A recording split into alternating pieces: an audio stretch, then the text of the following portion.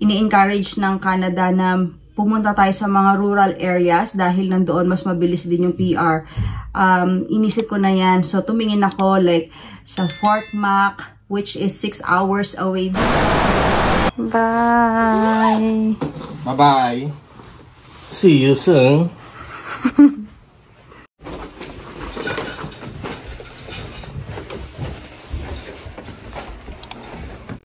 Wala akong nakalimutan. Bye! Bye-bye! A few moments later. At nakarating na nga siya sa kanyang pupuntahan.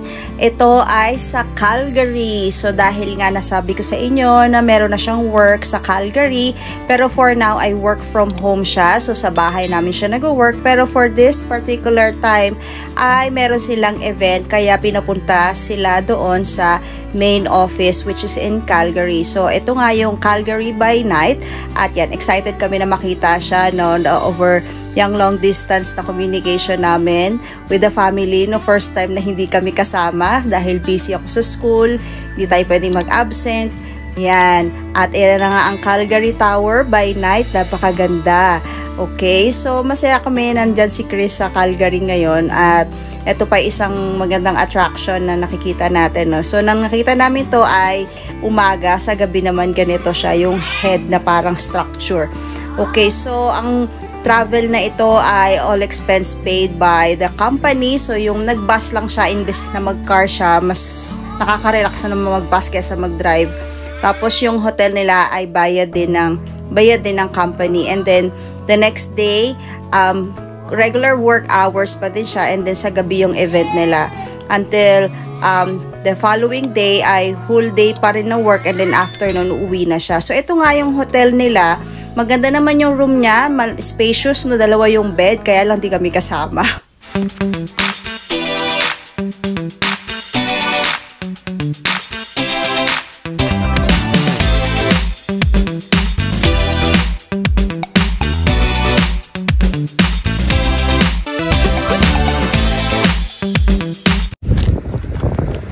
Morning guys! So, it's snowy day again. It's Thursday, mag-8 AM na, pero medyo madilim-dilim ako, limlim. May paparating na snow. Andito na siya.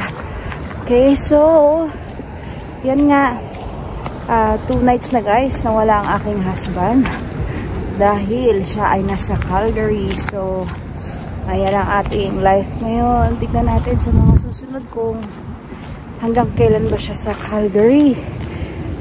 Pagka, you know, pag talaga nagsettle na siya doon sa Calgary. Ayan. Anyway, kamusta kayo guys? I hope you're all doing well. Sa mga mainit na balita dyan sa Philippines, sana ay maayos yan.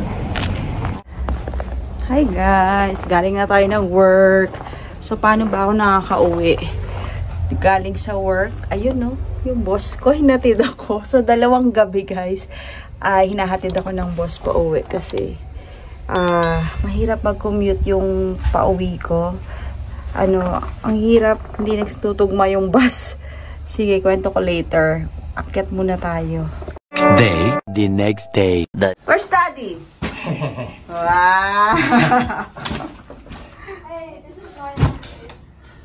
Nakabili ka? Oo. May stopover kami sa Red Deer eh. Tapos, yun mismo sa ating horse kami nag-stopover. Buti naman. Buti nga eh. How's life? Ayan. Guys, welcome back to Jill in Cannes. So kung hindi ka pa nakasubscribe sa channel ko, unang-una ay please do subscribe, and please don't forget to like and share this video para updated ka sa mga next vlogs ko. So ngayon nga, eto na nga, nangyari na nga ang patikim ng LDR na relationship namin ng ilang days. At ayun nga, na-experience namin na hindi din pala masyadong madali, especially na may mga bata, tapos si Celestia, and then hindi pa ako nagda-drive. So kung magko-commute ako, yung pauwi ko sa work na panggabi, ay yung bus kasi, 2 yung bus ride ko pauwi. Tapos pagka after 7:30, or kahit hindi 7:30 guys, yung pauwi ko dun sa from that point ng work ko, yung minsan yung dalawang bus, from the first bus to the next bus na bababaan ko, hindi nagtutugma. So parang minsan nalulost na ako ano yung saan ako pupunta, ano yung next bus na pwede kong puntahan, or may maantay pa ba akong bus? Kung hindi, maglalakad ako ng malayo. So, yun yung isang mga consideration namin na kapag eventually, pagpupunta na siya sa Calgary, ay paano kaya yung magiging setup namin na ako na lang yung kasama ng mga kids during the week. So, ang magiging plan kasi is, pagka weekends ay uuwi siya dito, tapos pag weekday, like Tuesday to Thursday, nandun siya sa Calgary. Ayun, so yun yung initial plans namin, pero syempre hindi pa natin alam kung hanggang saan yung kaya natin dahil talagang mas gusto namin dito guys sa Edmonton, at especially mahirap din mag-move with sa lahat ng marami kaming anak, no? Na maraming anak, pupunta kami, kahit nga maglipat lang ng ibang bahay dito, ay titiisin lang muna namin dito sa location namin kasi for us, etong tirahan namin na to ay very accessible sa school ng mga kids. So, dalawa yung school na malapit dito. Although, by next year, lilipat na ng school. So, isa na lang yung school na malapit dito sa amin. Pero yung dalawa nandun sa one ride ng bus, tas may isa, gusto niya doon sa kabilang school one ride din ng bus. So, nandito na yung mga preferred schools nila. At syempre, may mga friends na rin sila kahit papano dito sa Edmonton. At ganun din naman kami, no? We feel yung good companionship with friendships namin dito sa Edmonton, especially sa church namin. Sila yung mga nag-help sa amin dito simula nung pagdating namin dito sa Edmonton, sa Canada. At ayan, so kung lilipat tayo, talagang magsisimula ulit tayo at kailangan natin na syempre, kailangan natin ng panggastos sa mga pag-move na yan, no? Kaya hindi muna, at kung kailan namin hanggat kaya namin na dito muna kami, tapos kung pwede siyang mag-travel muna pag dumating na yung time na sabihin sa kanya na it's time to go to the office every day. So sa ngayon, work from home muna siya, dito muna sa bahay, dito sa room na ito ay ang office niya. So isa sa mga struggles, yun nga, napakiusapan ko yung boss ko na pag pauwi sa closing, dahil closing ako, ay magpapahatid muna ako since malapit lang naman. Parang 6 minutes drive lang yung work ko to our house. Pero pag nilakad mo siya ay 30 minutes. Tapos winter, so mahirap maglakad ng ganong kalamig na 30 minutes maglalakad ka. Kung magbabas naman ako, abutin ako ng 1 hour, as in 1 hour. Or kung na-miss ko yung bus, yun yung mas worst na mangyayari. Tapos, hindi pa ako nakakapag-drive, kaya kung meron kaming emergency, especially kay Celestia, no, yung baon sa school, mga ganyan, pag naubusan na ako during the week. Kasi syempre, minsan, pag nandyan yung mga food, no, nakikita nila kakain na kakain. At minsan, yun, naubos yung pagkain. So, kailangan kang pumunta sa mga grocery. Although, malapit lang din yung grocery sa amin dito, nalalakad naman namin siya. Kaya lang, it will take time. No? Sayang yung time maglalakad ka. Tapos, dala mo na mabigat or kung madami kang binili, ganyan. Unless na lang kung meron ka talagang pinunta doon. Ayun. So, yun pa lang yung nakikita namin na, pero may nakapagsabi din sa akin, no. Ka-church din naman namin sila. At ang sabi nila, tingnan nyo kung hanggang saan yung makakaya kasi sila din, ang case naman nila baliktad. Sila yung nasa Calgary, sila yung nag-move dito dahil yung husband niya ay nag-work naman dito sa Edmonton. Tapos, sabi niya, weekends lang umuwi doon sa Calgary. So, sabi, ayaw din nila umalis ng Calgary, guys. Ayaw nila. Sabi niya, very firm na dito lang tayo sa Calgary. So, parang ganun din kami. Na dito lang tayo sa, sa Edmonton. Okay na kami dito. So, actually, yun talaga. Pero sila ganun. And then, after a year, parang naisip na lang nila na mas maganda na lang na mag-move sila dito. Ayun. And, ayun, so maganda naman na naging choice sila, magkakasama na sila, hindi na daw napapagod mag-travel back and forth ang kanyang husband. Ayan, so tingnan natin guys, no, lalo na ngayon, ang daming mga nagmo-move out, hindi lang sa mismong city nila, na nandito sa city na ito, kung saan man kayo ngayon, no, yung mga nababalitaan natin dahil nga sa mga restrictions na mga work permit ngayon, ay nag-move sila ng kanilang mga provinces. So actually guys, initially din, binigyan ko na ng aking taning ng aking husband dahil more than a year na din siya, or nasa more or less 1 year na siyang naghahanap ng work na nasa linya talaga niya. Kasi nagkaroon naman siya ng work na seasonal job sa construction or landscaping. Pero hindi niya kasi linya yon, but it's also a good start. Tsaka kailangan din talaga namin ng work niya para magkaroon siya ng Canadian experience. So any work, okay lang, kayang tiisin. So pero syempre, dun pa rin tayo sa field niya, which is our preferred din talaga na i-focus niya yung field na yun, dahil ito din yung target namin na might bring us into pathway or PR pathway. So dahil nga ito ay under ng Alberta Tech Pathway. So dahil nasa IT industry siya, ay may chance siya for Alberta Tech Pathway. At yun, so actually siya talaga yung magiging papasok ng Tech Pathway. At iniisip ko kung malapit na akong makatapos ng school tapos wala pa siyang work.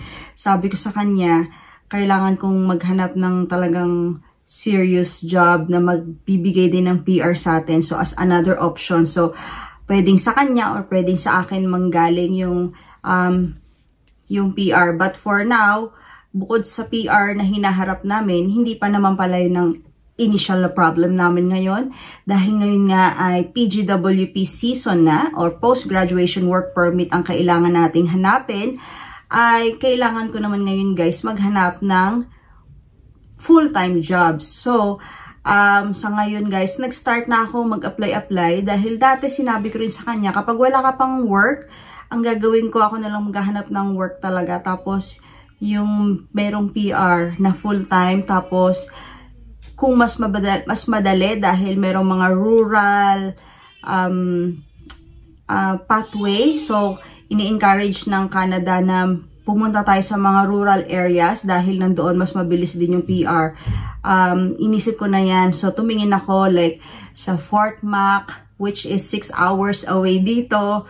So, iniisip ko kung ako yung pupunta sa Fort Mac and then uuwi lang ako on weekends para sa kanila, ganyan. So, yun yung naging initial plans namin na mag-long distance talaga kami. So, nire-ready namin yung mga options namin and nire-ready namin yung sarili namin kung ano yung mga possible changes dahil nga sa ngayon, ang daming mga restrictions, tapos yung mga iba-ibang mga families, nakikita natin nag-move out ng mga provinces to seek out kung saan merong PR pathway or kung saan sila makakuha ng mas magandang trabaho na mag-extend yung kanilang mga work permit. So, ganyan.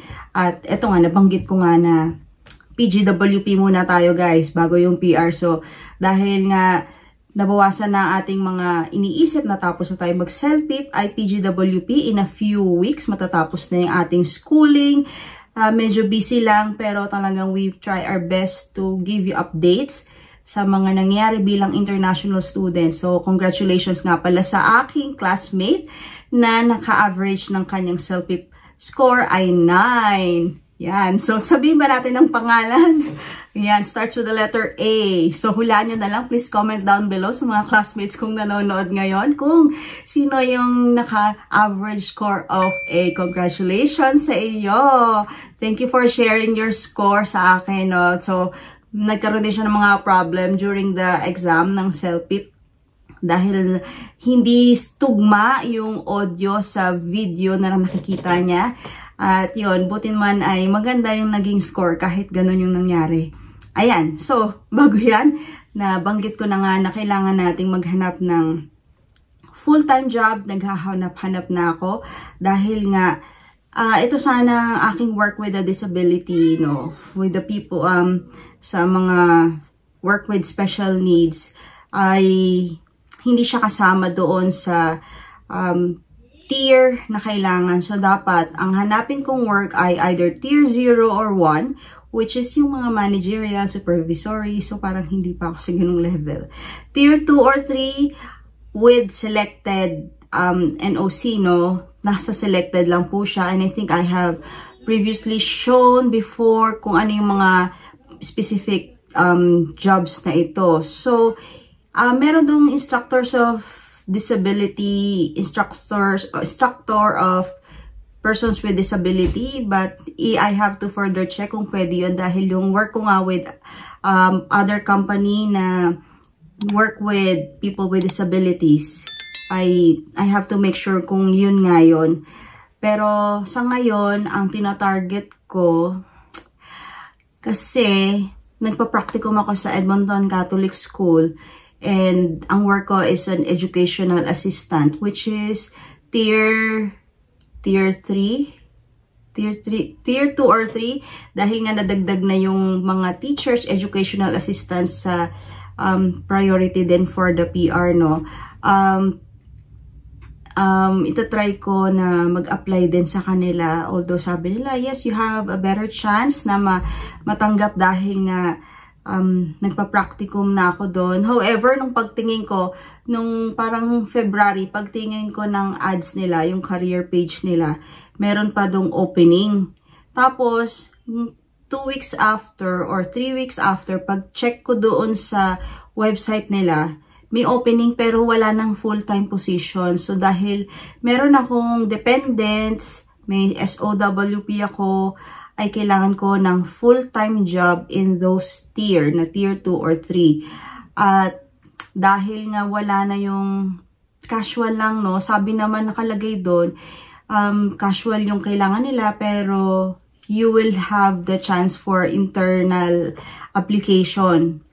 Pero kasi kailangan ko ipakita upon submission of application for PGWP na nandoon yung job offer na may full-time position. So, kaya iniisip ko ngayon, so dahil natapos na rin yung strike dito sa Edmonton Public School, ay nag-try na rin akong mag-apply, pero yung nakalagay din doon ay casual. So, yun. So, wala pa rin ako nakuhang reply from the Edmonton Public School. Kasi parang centralized yung application nila. Tapos, yung sa Catholic School, hindi ko pa siya nasasubmit.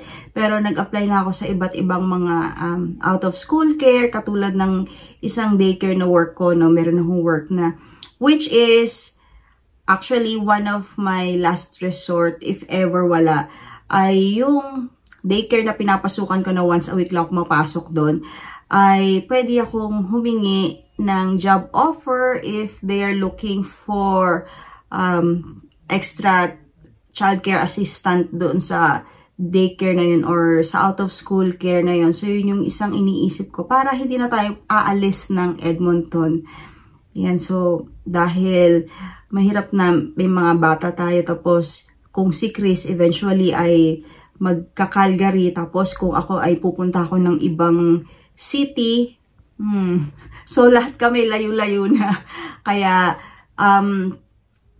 pag-iisipan natin mabuti yan. Pero, ang priority natin is within Edmonton para nandito lang tayo. Kasama ng mga kids, if ever nga si Chris ay magpunta na ng Calgary, sometime in few months, siguro, in few months, dadating din yun, no? Dahil, sinabi lang naman ng boss niya na because your wife is still studying and yung kids niyo, so parang alam nila na in the middle of the school year na-hire siya, kaya para hindi daw masyadong complicated yung pag-start. Kasi pag maglilipat daw tapos nag-start siya sa bagong work, parang mahirap din, no? Kaya maganda rin yung option na binigay nila na hindi agad-agad lilipat doon. Ayun, so ayun guys, so comment down below kung anong masabi nyo sa mga planning stage namin dito sa Calgary. hindi pala sa Edmonton, Alberta. So, ating PGWP at yung mga future na mangyayari sa atin dito. So, parang chinek ko yung, yung GCK kung paano mag-apply ng PGWP. Medyo kinakabahan na naman ako. Parang katulad nung nag-a-apply bilang international student, ganun din. Although, mas konti na yung mga documents na kailangan. Pero sa ngayon, tapusin muna natin ang semester na ito. Tapusin natin ang laban. Ilang weeks na lang, guys. So, maraming salamat sa patuloy na pagsubaybay dito sa aming buhay Canada bilang family at international student. At alam ko na kung kayo ay may mga pangarap sa buhay, just make it come true. Work hard for it. At ibibigay naman sa atin ng Panginoon yan kung tayo ay talagang i-work out natin yan. And syempre, lagi tayong magdadasal dahil, alam niyo, napansin ko pala dito, no, yung mga kakilala ko, mga namimit ko dito sa Canada, talagang, hoy! Ang ingay nila, no? Ayan, so ayaan nyo na guys, kasi maliit lang bahay. So, ayun. So, talaga,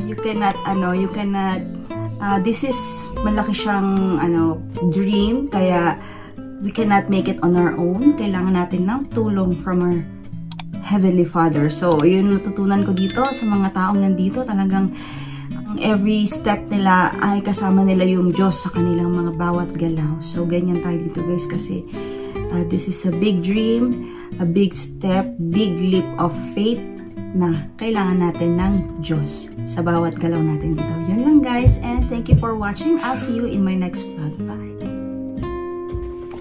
To access the Churchill station to transfer to a Capital or a Metro line train.